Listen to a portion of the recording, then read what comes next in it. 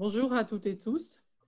Nous vivons une situation de crise sanitaire qui nous contraint à nous adapter constamment. La réponse du service de santé ne déroge pas à cette règle. Les décisions prises hier ne sont pas celles d'aujourd'hui ni celles de demain. En ce qui concerne les signes cliniques de la maladie, il y a aussi une évolution liée à une meilleure connaissance du Covid-19. Nous profitons du retour d'expérience du terrain et d'autres pays infectés avant nous. Il en découle des choix dans le tri à l'entrée des urgences.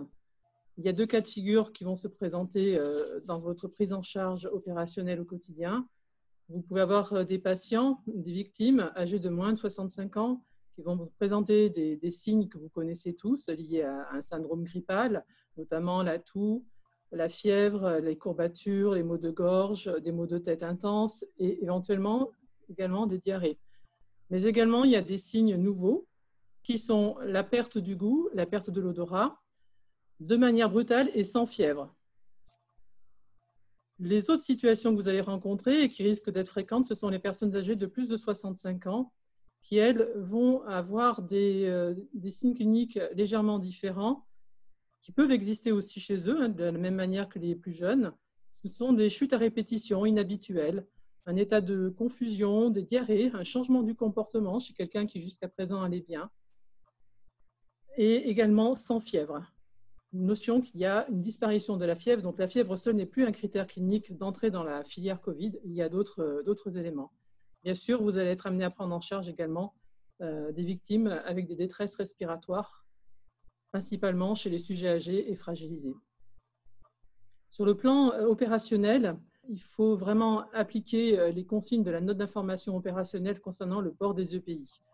Je tiens à faire un petit aparté sur les masques tissus. Ils sont plutôt réservés à la vie en caserne, car ils apportent une barrière supplémentaire sanitaire pour la protection des agents. Ils peuvent être utilisés, si besoin, en VSAV, en intervention, mais pas dans les situations de risque Covid. En ce qui concerne la prise en charge des arrêts cardiaques, nous allons modifier la manière d'aborder la victime.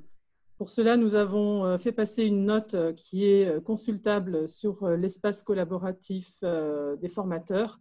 Cette note est diffusée aux chefs des bassins opérationnels qui vont le retransmettre auprès des chefs de centre. Il précise la manière de prendre en charge et notamment éliminer le risque qui est de s'approcher de la victime et d'écouter la respiration ou de se rapprocher de la bouche de la victime. Donc il faudra prendre en compte cette notion-là. Elle s'applique uniquement pendant la période de crise sanitaire pour toute prise en charge d'arrêt cardio-respiratoire. Pour les autres points d'actualité, nous avons un arrêté de l'ADG qui va nous permettre de proroger la validité des visites médicales périodiques. Et au niveau du SDIS, nous sommes en train de travailler sur l'application de cette directive afin de pouvoir maintenir les aptitudes opérationnelles.